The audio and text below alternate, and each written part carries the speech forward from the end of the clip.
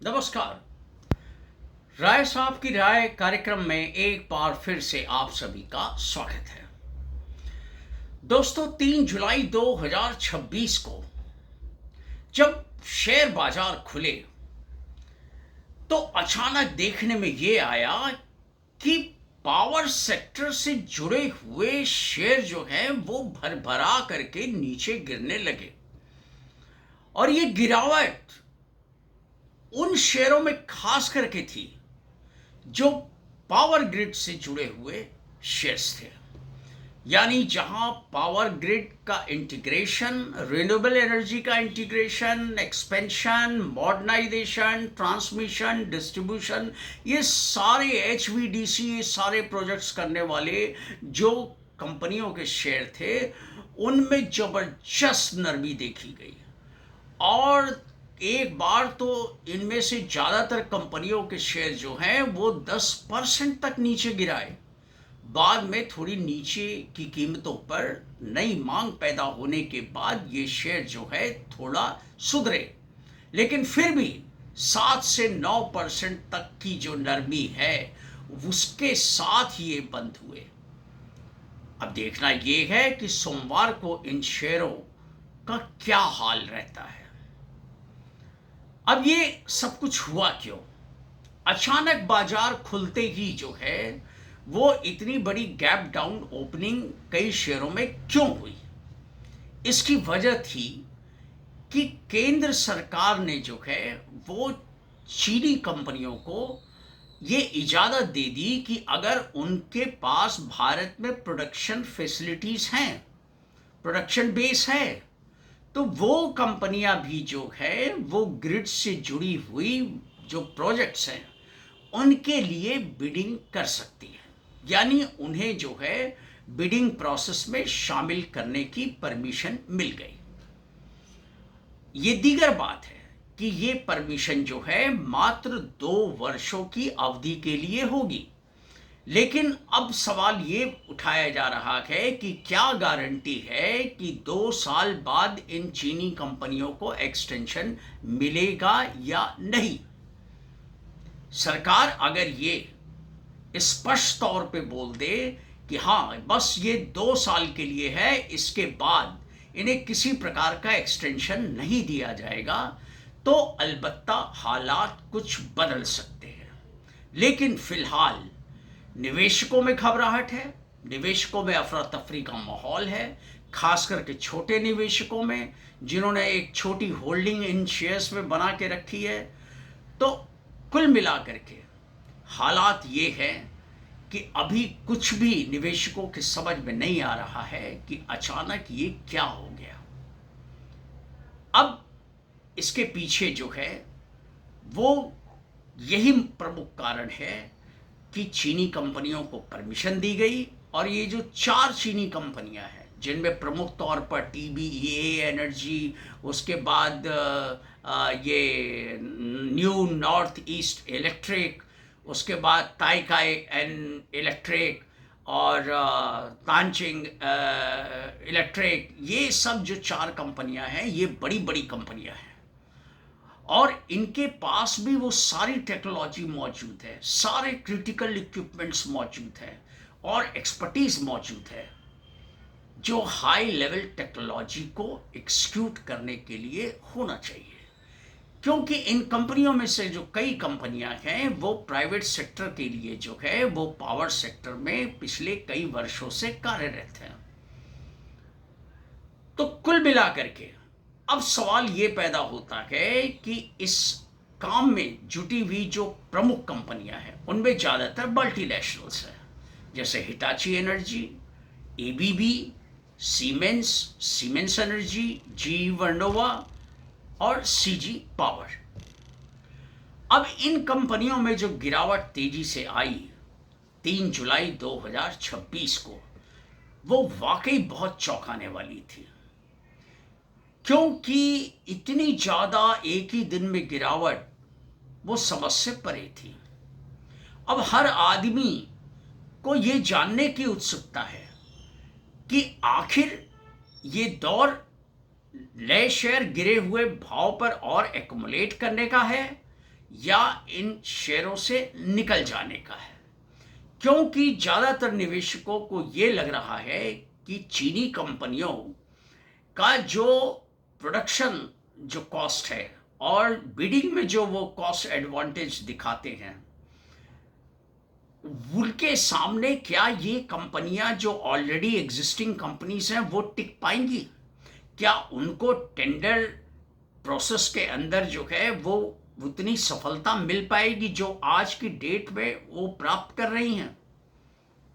तो आइए इन सभी संभावनाओं पर हम विचार करते हैं कि आखिरकार इस सरकारी आदेश के आने के बाद जो कुछ शेयर बाजार में देखने को मिला उसमें कितना दमखम है, आगे का भविष्य इन कंपनियों का क्या हो सकता है, क्या संभावनाएं हो सकती हैं, तो उनमें एक एक करके हम विचार करते हैं। दोस्तों, सबसे पहले हमें ये समझना जरूरी है कि आखिरकार ये नौबत आई क्यों कि चीनी कंपनियों को अचानक सरकार को परमिशन देनी पड़ी।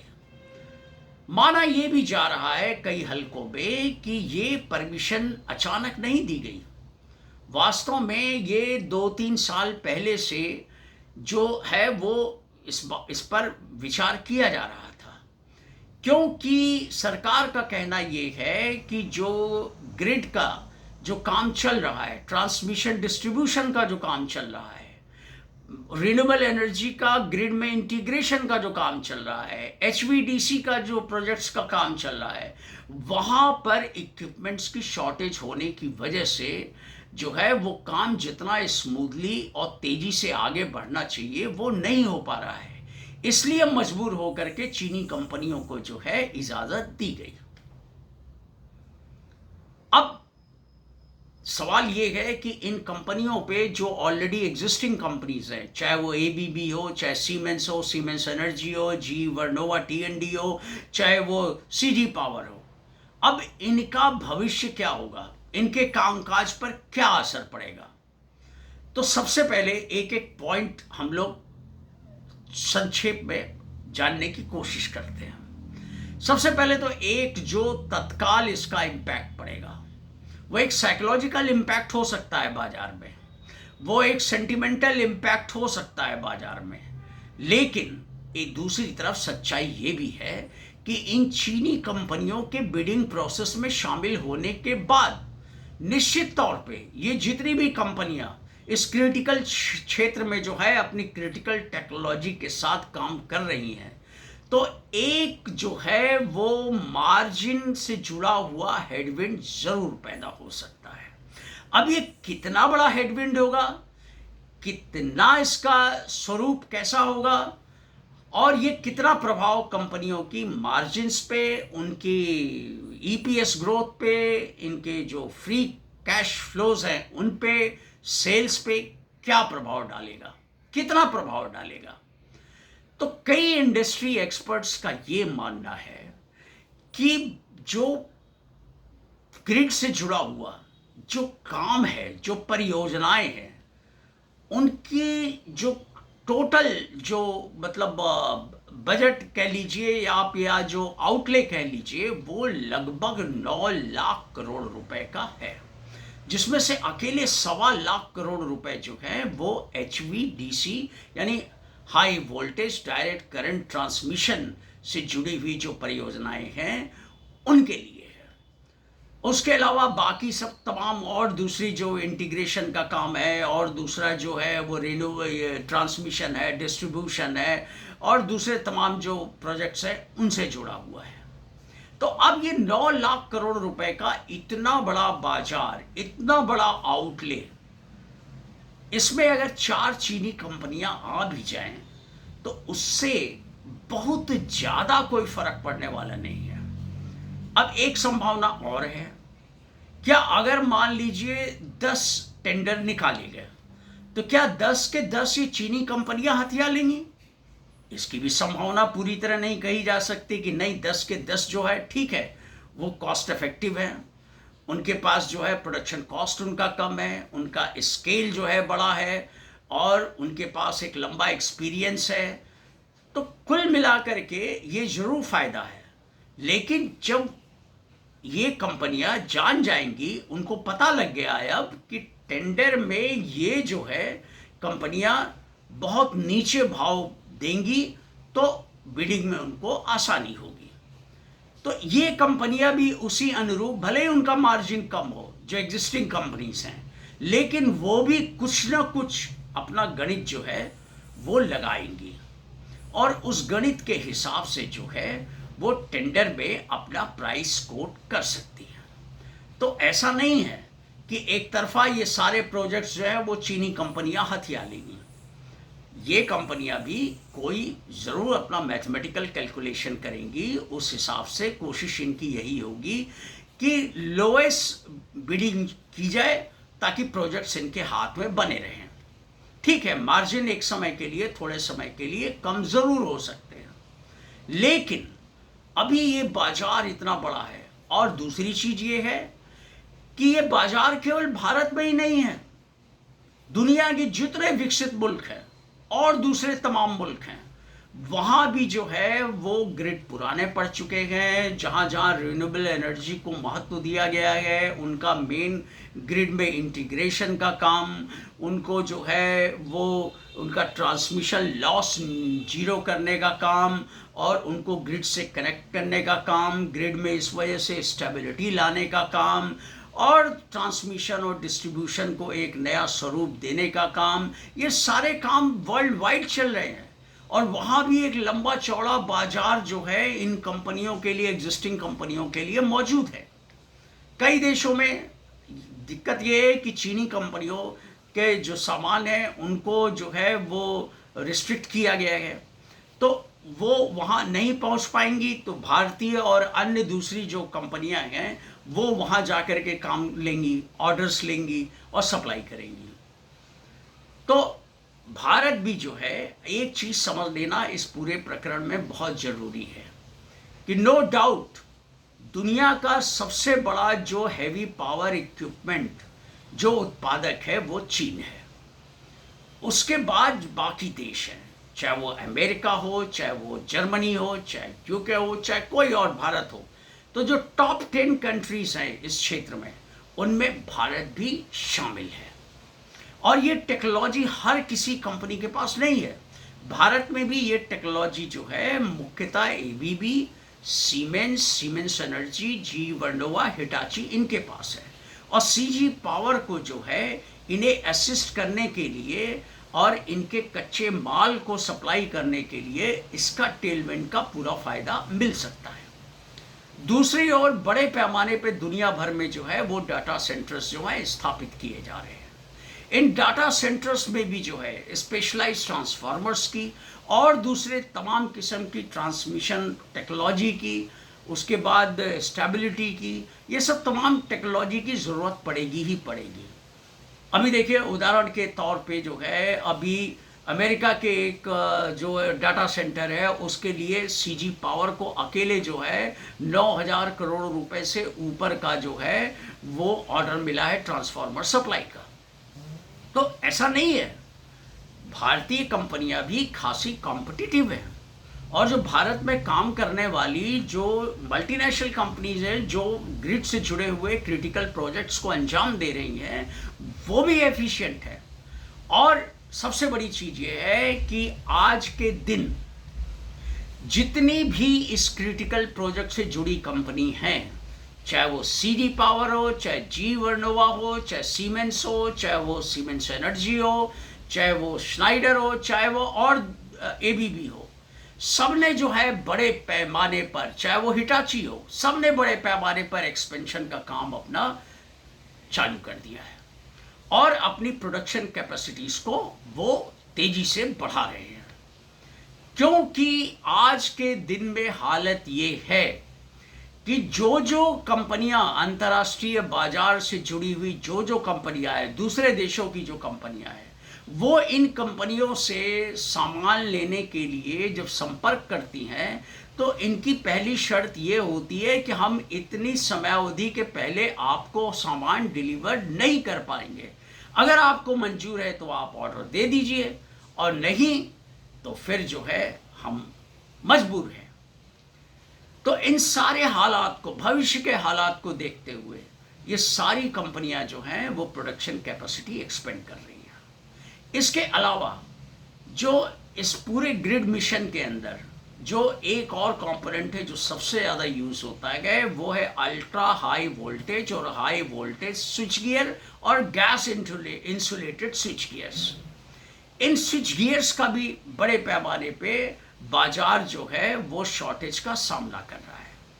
और ये सारी कंपनियां जो एग्जिस्टिंग कंपनीज हैं, इन्होंने इन स्विच गियर्स को जो है बड़े पैमाने पे जो है इनकी कैपेसिटी बढ़ाने का फैसला लिया गया और उन पे अमल भी शुरू कर दिया है। तो कुल मिला करके बाजार इतना बड़ा है, बाजार इतना बड़ा है और एक्सपोर्ट मार्केट भी इतना बड़ा है कि इन सारी कंपनियों को अगर यहाँ थोड़ा बहुत अगर मार्जिन प्रेशर आएगा भी तो वो अपने एक्सपोर्ट अर्निंग से उसको न्यूट्रलाइज कर सकती है। वो दीगर बात है कि उसको न्यूट्रलाइज करने के बाद भी जो है और यहाँ का जो मार्जिन प्रेशर होगा उसमें ज़्यादा से ज़्यादा जो है 1-2% का फ़र्क हो सकता है। मसलन जो यहाँ वो अगर मान लीजिए हाई बिडिंग की या मान लीजिए लो बिडिंग की या मान लीजिए बिड में सबको नई प्रोजेक्ट्स मिले, तो ऐसी स्थिति के अंदर वो एक्सपोर्ट करके जो है वो अपना कारोबार बढ़ा लेंगी, अपना प्रॉफिटेबिलिटी बढ़ा लेंगी, मार्जिन बढ़ा लेंगी और अर्निंग्स ग्रोथ बढ़ा देंगी और कैश फ्लो बढ़ा लेंगी। तो ऐसा नहीं है, बाजार बहुत बड़ा है, देश में भी है और विदेश में भी है। तो ये एक पॉजिटिव संकेत है जो इन कंपनियों पे लॉन्ग रन में बहुत ज़्यादा असर डालने वाले शायद ना हो। मैं दावे के साथ नहीं कह सकता क्योंकि अभी बहुत कुछ जानना समझना इस खबर के आने के बाद अभी बहुत कुछ अभी रिसर्च वर्क होना बाकी है। दूसरी चीज ये है कि अभी जो भारत है, भारत जो है वो लगभग जो है वो 400 से 500 गीगावाट जो है वो जो विद्युत है उसको जो है वो ग्रिड में जो पूरी तरीके से वो ग्रिड ऐसे बनाना चाहती है कि वो जो लगभग 400 से 500 गीगावाट तक की जो क्षमता है उसको वो आसानी से वो स्मूथली जो है वो रन कर सके। अब आप अंदाज लगा लीजिए इसी से रिन्यूएबल एनर्जी का भी जो है उत्पादन वो भी जो है कई गीगावाट अभी बढ़ना बाकी है, उसको भी इसी ग्रिड में इंटीग्रेट किया जाना है। तो कुल मिलाकर के एक संभावनाएं अपार हैं, मार्केट बहुत बड़ा है, आउटले बहुत बड़ा है, भारत में ही नहीं दुनिया भर में। तो ऐसी स्थिति में जो है वो जो एग्जिस्टिंग कंपनीज हैं, चाहे वो मल्टीनेशनल हो चाहे वो इंडियन कंपनी हो, उसके लिए बाजार अभी भी मौजूद है और इसका विदोहन वो एक्सपोर्ट मार्केट से भी करके अपनी जो कमी है यहाँ बिडिंग से जुड़ी हुई या चाइनीज़ कंपनीज के साथ जो कंपटीशन के कारण जो कमी आएगी उसकी भरपाई काफ़ी हद तक कर सकती है। अब रही बात ये कि अब जो है ये इंडस्ट्री एक्सपर्ट्स का तो व्यू मैंने आपको बता दिया। अब फॉरेन ब्रोकरेज फर्म्स जो हैं उनका क्या कहना है। तो अभी तक जो भी रिपोर्ट्स आई हैं, बहुत ज़्यादा रिपोर्ट्स नहीं आई हैं, अभी केवल सिटी, जेफरीज और नोमुरा, केवल इन 3 ब्रोकरेज फर्म्स ने जो है अभी जल्दी से अपनी रिपोर्ट दी है। उनके मुताबिक ये जितनी भी मल्टीनेशनल कंपनीज हैं, चाहे वो हिटाची हो, चाहे वो एबीबी हो, चाहे वो सीमेंस हो, चाहे वो सीमेंस एनर्जी हो, चाहे जी वर्नोवा हो, चाहे सीजी पावर हो, वहाँ उन्होंने ये जरूर ये संभावना व्यक्त की है कि टेम्परेरी मार्जिन हेडविंड जो है वो थोड़ा सा इफेक्ट डाल सकता है, लेकिन लॉन्ग टर्म में जो है इसका कोई बहुत ज़्यादा असर होने वाला नहीं है इन कंपनियों पे, क्योंकि बहुत बड़ा टेलविंड मौजूद है अक्रॉस द कंट्री। और इसके अलावा विदेशी बाजारों में भी इनके उत्पादों की खपत अच्छी हो सकती है। तो विदेशी बाजार भी उपलब्ध है, भारतीय बाजार भी उपलब्ध है। तो ज़्यादातर ब्रोकरेजेस ने जो है इन सभी कंपनियों को जो है वो किसी ने भी बेरिश रेटिंग नहीं दी है, ना बेरिश रिकमेंडेशन कोई दिया है, ना सेल का रिकमेंडेशन दिया है। उन्होंने या तो होल्ड का रिकमेंडेशन दिया है या फिर जो है वो बाय का रिकमेंडेशन दिया है। तो ये एक अपने आप में जो है ये ब्रोकरेज फर्म्स का जो एक स्टडी है और जो उन्होंने रिपोर्ट दी है उसका लबोलुआब यही है कि इतनी बहुत बड़ी कोई घबराने वाली जैसी चीज़ नहीं होनी चाहिए।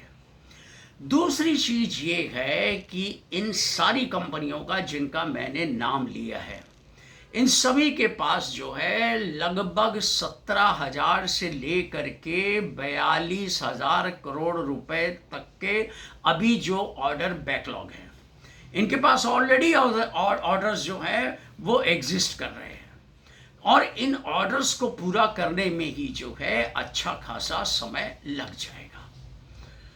तो ऐसी स्थिति में कोई बहुत ज़्यादा नियर टर्म में एक सेंटिमेंटल इम्पैक्ट जरूर हो सकता है कि इन कंपनियों की मार्जिन्स हेडविंड्स के कारण इनको जो है थोड़ा टर्बुलेंस फेस करना पड़ सकता है, लेकिन लॉन्ग टर्म में जो है कोई ऐसी बहुत घबराने वाली चीज़ नहीं होनी चाहिए। तो कुल मिलाकर के हालात ये है कि ये सारी जितनी भी एग्जिस्टिंग कंपनीज हैं कोई रातों रात पैदा हुई कंपनी नहीं है। इनकी पेरेंट कंपनीज का इतिहास ही बहुत लंबा है।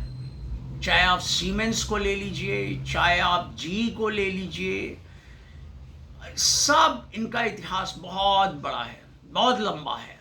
एबीबी को ले लीजिए, इस सब और टेक्नोलॉजी में इनकी बादशाहत का कोई जो है जवाब नहीं रहा है। इनका जो R&D पे जो एक्सपेंडिचर है वो बहुत सी तमाम कंपनियों का मिला करके जो टर्नओवर होता है उससे कई गुना ज़्यादा इनका वार्षिक जो है वो R&D पे खर्च होता है। तो ये बहुत बड़े कॉन्ग्लोमरेट्स की सब्सिडरीज है यहाँ। तो इसलिए ये जितनी घबराहट और जितनी ज़्यादा अफरा तफरी 3 जुलाई 2026 को दिखाई दी उतना जस्टिफाइड नहीं नज़र आता। कम से कम मुझे जस्टिफाइड नहीं नज़र आता। और जो कुछ फॉरेन ब्रोकरेज फर्म्स ने अपने विचार व्यक्त किए हैं, अपनी जो रिपोर्ट्स जारी की है और जो कुछ उसमें एक्सप्लेन किया है, उसमें भी जो है कहीं इस किस्म की बातें जो हैं इसका जिक्र या संकेत नहीं किया गया है। तो कुल मिला करके अब ऐसे में स्ट्रेटजी क्या होनी चाहिए? मेरा मानना ये है कि मैं जो कुछ सोच रहा हूँ कि मैं अगर और ज़्यादा प्राइस गिरते हैं और ज़्यादा डिप नीचे आता है तो मैं उस लेवल पे एक दो करके शेयरों को थोड़ा थोड़ा करके एक्युमुलेट करना चाहूँगा, क्योंकि मुझे जो लॉन्ग टर्म इन सारी कंपनियों का भविष्य जो है वो अच्छा लगता है।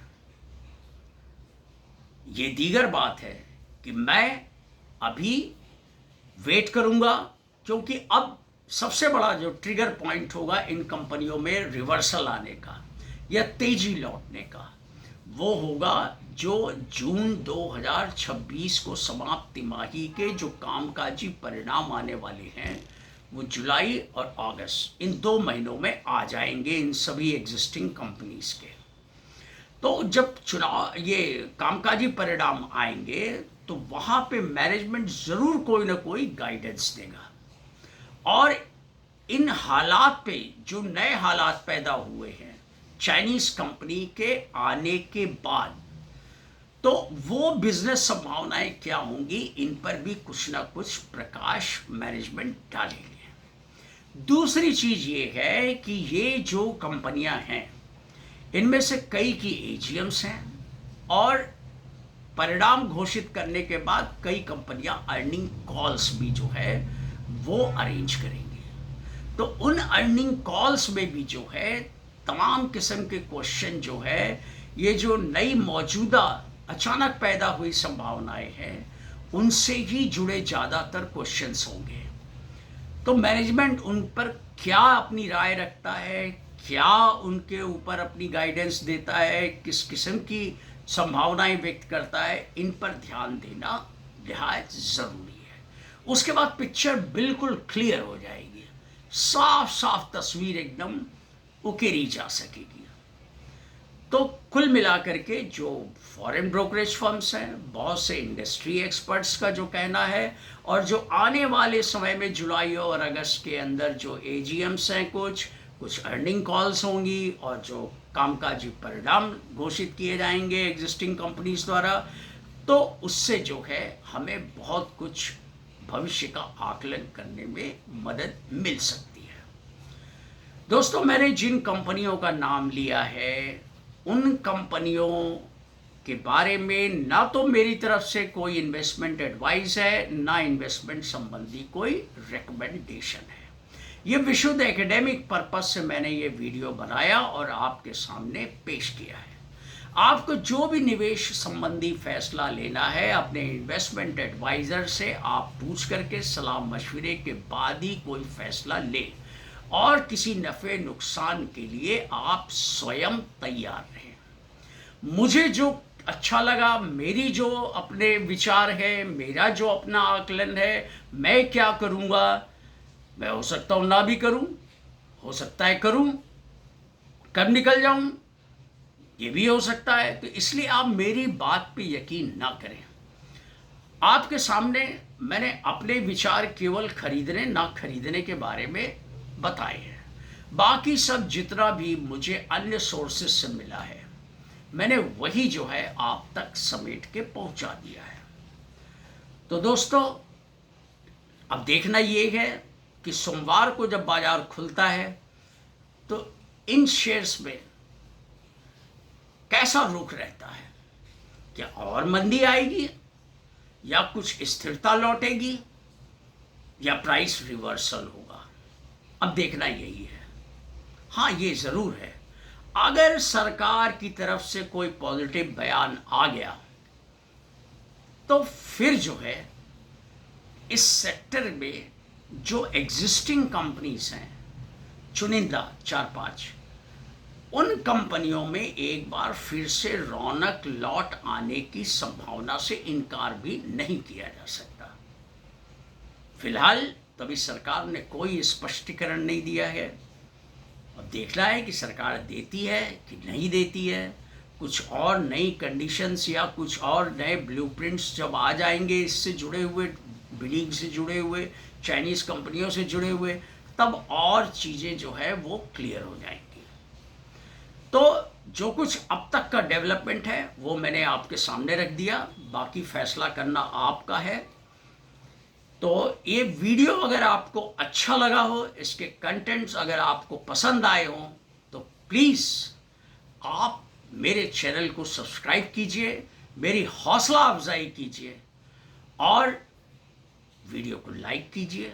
ज़्यादा से ज़्यादा लोगों तक आप इस वीडियो को शेयर कीजिए। और हाँ, एक बात और, आप मेरे इस वीडियो में जो कंटेंट हैं या जो कुछ मैंने आपके सामने रखा है, आपकी क्या राय है, आप क्या सोचते हैं, आप कमेंट करके ज़रूर बताएं। मेरी एक गुजारिश है आप सबसे कि आप कमेंट ज़रूर किया कीजिए, कहाँ कमी है, कहाँ और सुधार की गुंजाइश है, या आप कहाँ असहमत हैं। तो ये सब चीज़ें जो है मुझे भी अपने वीडियो की क्वालिटी सुधारने में, उसको और परिपक्व बनाने में मदद मिल सकती है। तो आज के वीडियो में मैं इतना ही, यहीं विराम देता हूँ। अगले वीडियो तक करिए इंतज़ार। Thank you.